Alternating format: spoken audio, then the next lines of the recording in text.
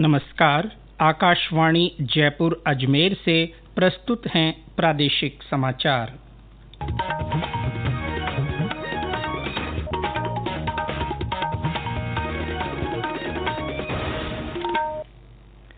मुख्य समाचार।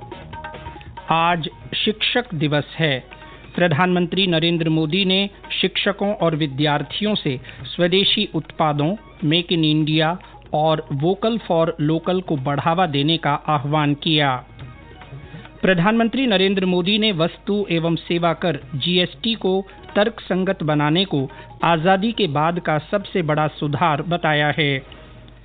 मुख्यमंत्री भजनलाल शर्मा ने सभी मंत्रियों, विधायकों और सचिवों को अपने प्रभार वाले जिलों में अतिवृष्टि प्रभावित क्षेत्रों का दौरा करने के निर्देश दिए। और प्रदेश भर में पैगंबर हजरत मोहम्मद का जन्मदिन ईद मिलादुन नबी पर आज विभिन्न धार्मिक आयोजन हो रहे हैं।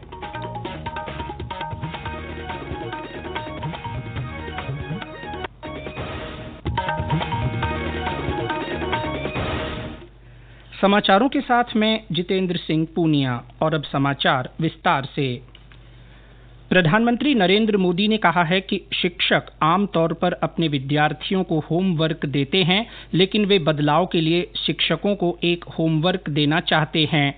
प्रधानमंत्री ने शिक्षकों से आग्रह किया कि वे स्वदेशी उत्पादों और मेक इन इंडिया और वोकल फॉर लोकल को बढ़ावा देने के लिए विद्यार्थियों के साथ मिलकर अभियान चलाएं। राष्ट्रीय शिक्षक पुरस्कार से सम्मानित शिक्षकों के साथ बातचीत में श्री मोदी ने स्कूलों से स्वदेशी दिवस या स्वदेशी सप्ताह जैसे अवसर मनाने का आग्रह किया और कहा कि वे विद्यार्थियों को अपने घरों से स्थानीय उत्पाद लाने और उससे संबंधित अनुभव साझा करने के लिए प्रेरित करें। प्रधानमंत्री ने सुझाव दिया कि विद्यार्थी स्वदेशी उत्पादों के समर्थन में तख्तियां लेकर गांवों में भी मार्च में भाग ले सकते हैं। उन्होंने कहा कि ऐसी गतिविधियां नागरिकों को मेड इन इंडिया का उपयोग करने और स्थानीय उत्पादों के लिए मुखर होने के लिए प्रोत्साहित करेंगी।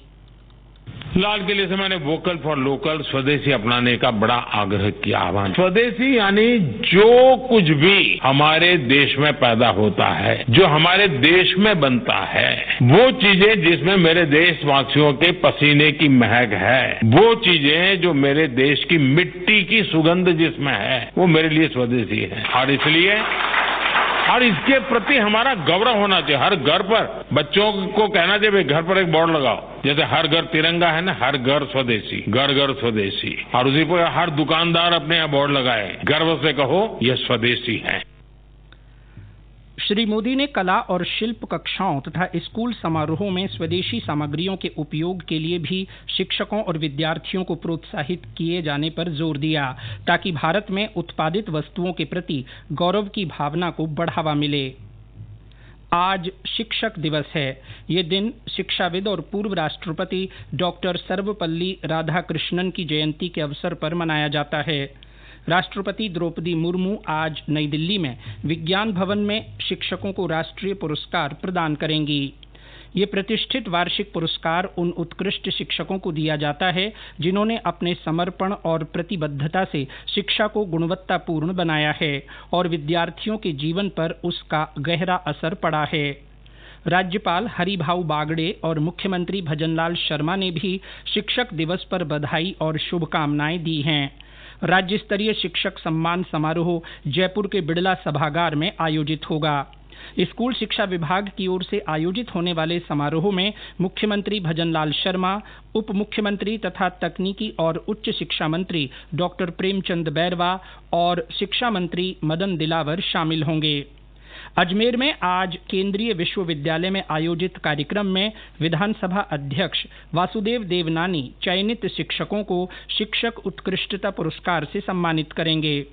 इससे पहले कल शिक्षक दिवस की पूर्व संध्या पर जयपुर के बिड़ला सभागार में सांस्कृतिक कार्यक्रम भी आयोजित किया गया। इस अवसर पर प्रदेश के विभिन्न जिलों से पहुंचे शिक्षक प्रतिभागियों ने लोकगीत, नृत्य की प्रस्तुतियों के माध्यम से राजस्थान की समृद्ध सांस्कृतिक और शिक्षा जगत की उपलब्धियों को जीवंत किया। प्रधानमंत्री नरेंद्र मोदी ने वस्तु एवं सेवा कर जीएसटी को तर्कसंगत बनाने को आजादी के बाद का सबसे बड़ा सुधार बताया है। श्री मोदी ने कहा कि इस कदम से कई वस्तुओं पर कर में कटौती होने से मध्यम वर्ग की जेब में पैसा आने की उम्मीद है। उन्होंने कहा कि जीवन रक्षक दवाओं जैसी जरूरी वस्तुओं पर कर पूरी तरह से समाप्त हो जाएगा। श्री मोदी ने कहा कि 2 कर स्लैब 22 सितंबर से लागू हो जाएंगे।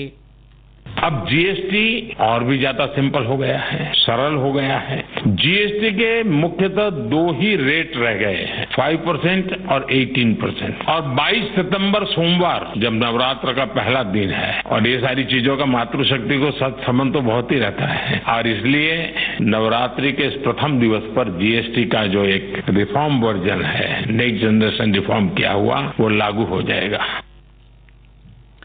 ये समाचार आकाशवाणी जयपुर अजमेर से प्रसारित किए जा रहे हैं।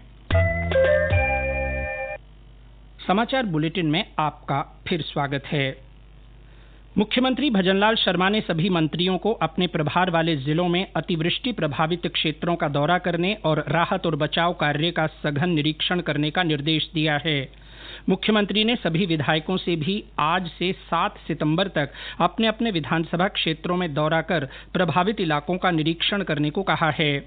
श्री शर्मा ने प्रभारी सचिवों को भी दौरा कर आमजन की समस्याओं के निराकरण के निर्देश दिए हैं। मुख्यमंत्री ने विधायकों को अपने क्षेत्र में जिला कलेक्टर और उच्च अधिकारियों के साथ नियमित बैठक करने के निर्देश दिए।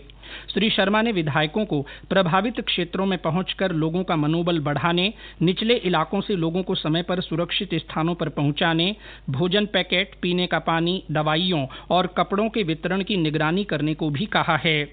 इससे पहले मुख्यमंत्री ने प्रदेश में भारी बारिश से उत्पन्न स्थिति पर विधानसभा में विधायकों के साथ चर्चा भी की। उन्होंने कहा कि राज्य सरकार तात्कालिक राहत के साथ साथ बारिश और बाढ़ से होने वाली समस्याओं के स्थायी समाधान के लिए भी प्रतिबद्ध है। उन्होंने कहा कि इसके लिए सरकार दीर्घकालिक योजनाएं भी बना रही है। केंद्रीय शिक्षा मंत्री धर्मेंद्र प्रधान ने कल नई दिल्ली में राष्ट्रीय संस्थागत ranking framework NIRF India ranking 2025 जारी किया। रैंकिंग में भारतीय प्रौद्योगिकी संस्थान IIT मद्रास शीर्ष पर है। इसके बाद भारतीय विज्ञान संस्थान बेंगलुरु और IIT बॉम्बे को स्थान मिला है। इसके अलावा IIT मद्रास ने इंजीनियरिंग संस्थानों की श्रेणी में, जबकि IIM अहमदाबाद ने प्रबंधन संस्थानों की श्रेणी में, दिल्ली के एम्स ने मेडिकल श्रेणी में और national law school of India university Bengaluru ने विधि संस्थानों की श्रेणी में पहला स्थान पाया है। पैगंबर हजरत मोहम्मद का जन्मदिन ईद मिलादुन्नबी आज देश के विभिन्न हिस्सों में धार्मिक उत्साह के साथ मनाया जा रहा है। इस अवसर पर पैगंबर मोहम्मद के जीवन और शिक्षा से संबंधित मिलाद महफिलें और सीरत सम्मेलन आयोजित किए जा रहे हैं और मिलाद जुलूस भी निकाले जा रहे हैं। इस मौके पर राष्ट्रपति द्रौपदी मुर्मू ने सभी को बधाई दी है। उन्होंने अपने संदेश में कहा है कि पैगंबर मोहम्मद ने लोगों को एकता और मानवता की सेवा का संदेश दिया था। राष्ट्रपति ने कहा कि ये दिन सभी को उनकी शिक्षाओं को आत्मसात करने और समाज में शांति और सद्भाव को बढ़ावा देने के लिए प्रेरित करता है। राज्यपाल हरिभाऊ बागड़े ने भी ईद मिलादुन्नबी की शुभकामनाएं दी हैं। राजधानी जयपुर में 12 वफात का जुलूस निकाला जाएगा, जो 4 दरवाजा से होता हुआ करबला तक जाएगा। जुलूस के दौरान शहर में यातायात और सुरक्षा की विशेष व्यवस्था की गई है। अजमेर में भी हर्षोल्लास के साथ 12 वफात का त्योहार मनाया जा रहा है। इस मौके पर मुस्लिम समुदाय द्वारा अंदरकोट हताई से जुलूस निकाला जाएगा, जो त्रिपोलिया गेट, कमानी गेट, ख्वाजा साहब की दरगाह सहित विभिन्न मार्गों से होते हुए ख्वाजा कुतुब के टिल्ले पर समाप्त होगा। जुलूस में मोहम्मद साहब की शिक्षाओं और संदेशों की जानकारी देने वाली झांकियां भी निकाली जाएगी। जिला प्रशासन और दरगाह कमेटी अंजुमन की ओर से जुलूस के दौरान सुरक्षा व्यवस्था के कड़े इंतजाम किए गए हैं। संपूर्ण जुलूस मार्ग पर ड्रोन से नजर रखी जाएगी। वहीं दरगाह कमेटी द्वारा 1500 वॉलंटियर नियुक्त किए गए हैं, जो व्यवस्था कायम करने में प्रशासन का सहयोग करेंगे। नीलमा दादीज, आकाशवाणी समाचार, अजमेर। प्रदेश भर में बारिश का दौर जारी है। लगातार हो रही बारिश से जनजीवन भी प्रभावित है। सवाईमाधोपुर जिले में रुक रुक कर बारिश का दौर चल रहा है। चूरू में भी आज सुबह कई स्थानों पर बारिश हुई। मौसम विभाग ने अगले 2 से 3 दिन राज्य के दक्षिणी पूर्वी हिस्से में बारिश का येलो अलर्ट जारी किया है। और अंत में मुख्य समाचार एक बार फिर। आज शिक्षक दिवस है। प्रधानमंत्री नरेंद्र मोदी ने शिक्षकों और विद्यार्थियों से स्वदेशी उत्पादों, मेक इन इंडिया और वोकल फॉर लोकल को बढ़ावा देने का आह्वान किया। प्रधानमंत्री नरेंद्र मोदी ने वस्तु एवं सेवा कर जीएसटी को तर्कसंगत बनाने को आजादी के बाद का सबसे बड़ा सुधार बताया है। मुख्यमंत्री भजनलाल शर्मा ने सभी मंत्रियों, विधायकों और सचिवों को अपने प्रभार वाले जिलों में अतिवृष्टि प्रभावित क्षेत्रों का दौरा करने के निर्देश दिए। और प्रदेश भर में पैगंबर हजरत मोहम्मद का जन्मदिन ईद मिलादुन नबी पर आज विभिन्न धार्मिक आयोजन हो रहे हैं। इसके साथ ही प्रादेशिक समाचार बुलेटिन समाप्त हुआ। हमारा अगला बुलेटिन दोपहर 1 बजे प्रसारित होगा। नमस्कार।